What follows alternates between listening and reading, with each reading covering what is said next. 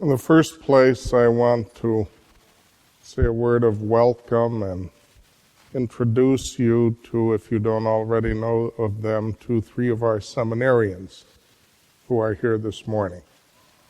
John Winkowicz is going to say a few words after the prayer after communion about our seminarians and their needs. John, would you please stand for a minute? And Stephen Patrika is in the back there. Stephen, would you stand? Good. And he's here to pray with us, and I'm happy. And Clint Olson, our newest arrival, as it were.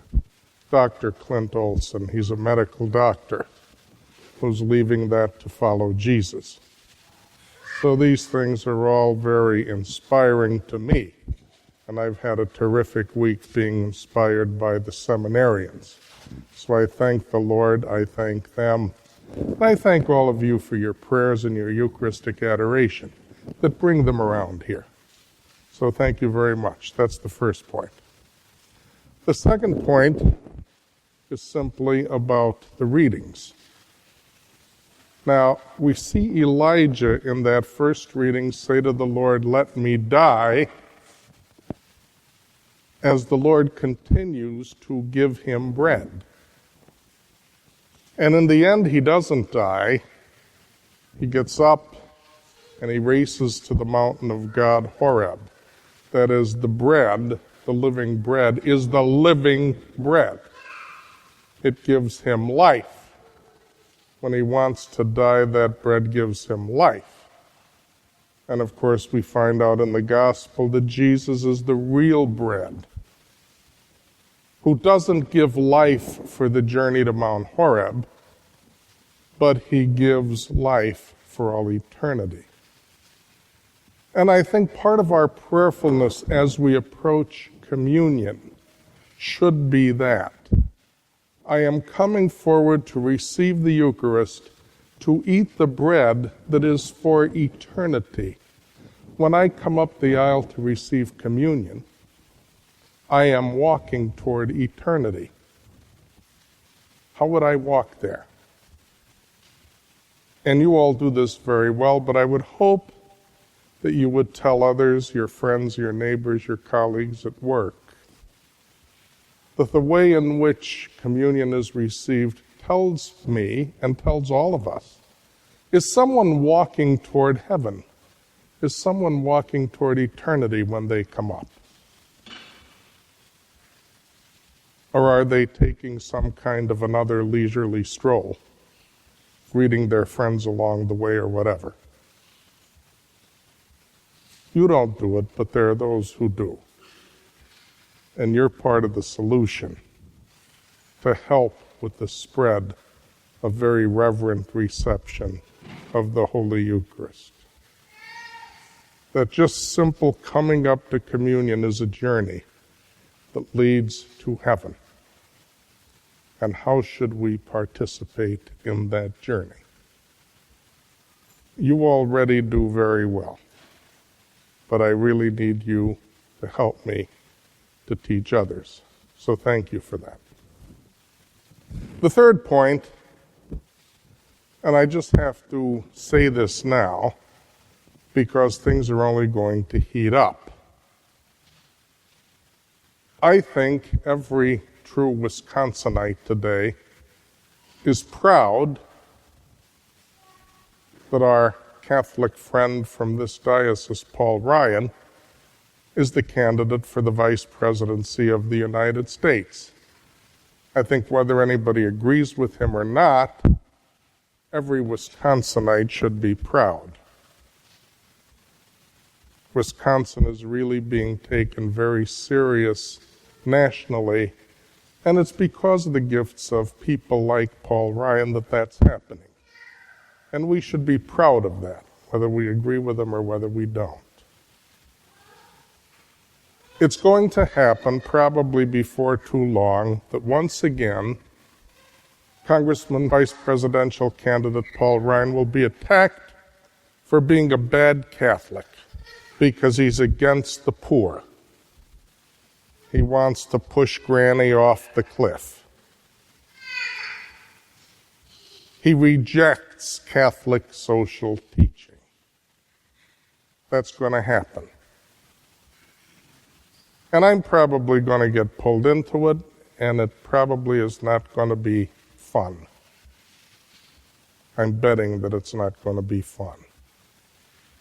But I just want to say today, for the sake of clear thinking on the part of everybody, the social teaching of the church means the teaching of the church on justice.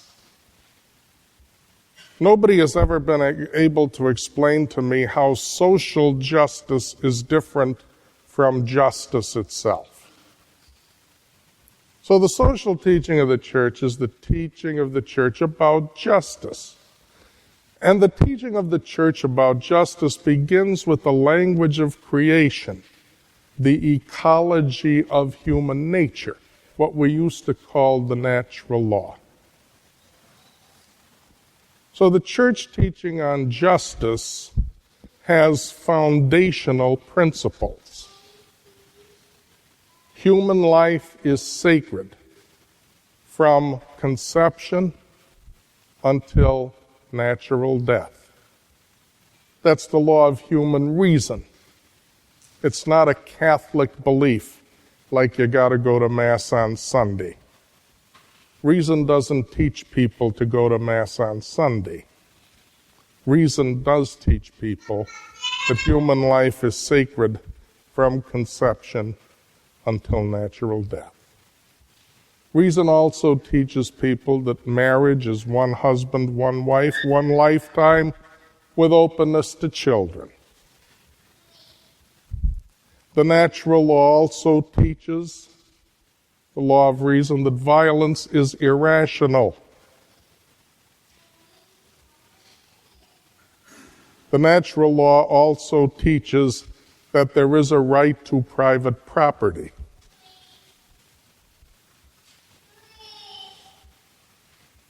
Now, when we talk about abortion, we talk about artificial contraception, we talk about the true definition of marriage.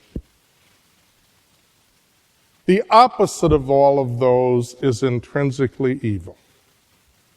Abortion, artificial contraception, same-sex marriage, euthanasia, the rest of it, under no circumstances are justified. We call those intrinsically evil. If there were a candidate for public office who favored acts which are intrinsically evil, who favored abortion, who favored artificial contraception, who favored same-sex marriage, it is not possible for a Catholic in good conscience to vote for that. It's not possible. Because nothing can justify abortion, artificial contraception, euthanasia, nothing can justify it. It's intrinsically evil. And no Catholic in good conscience can vote for anyone who favors that. As Archbishop Laurie from Baltimore also just said a few days ago. And as Archbishop Neinstedt of Minneapolis-St. Paul said to me last night on the phone.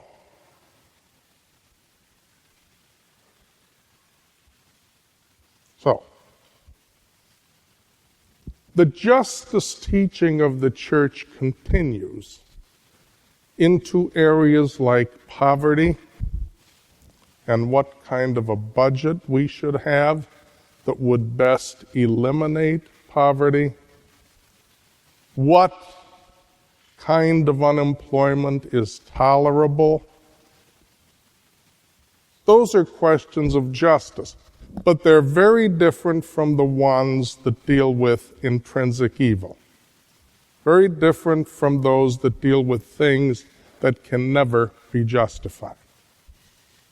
When we talk about care for the poor, when we talk about budgets, when we talk about economic justice, Catholics in good conscience can have differing opinions. They can't have differing opinions about abortion.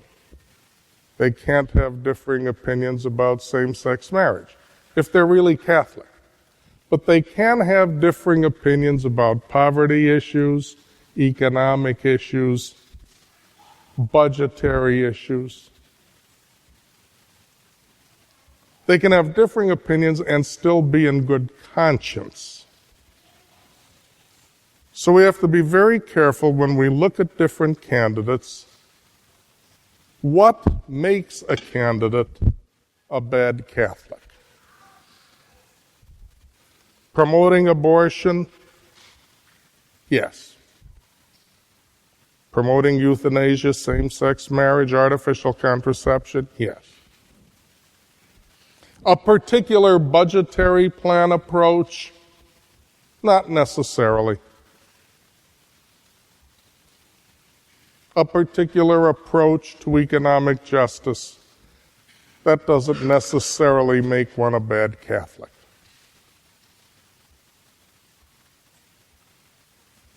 So, as we enter into the pre-convention madness of advertisements from all over the place, that most of which aren't true completely, as we enter into that madness, let's keep straight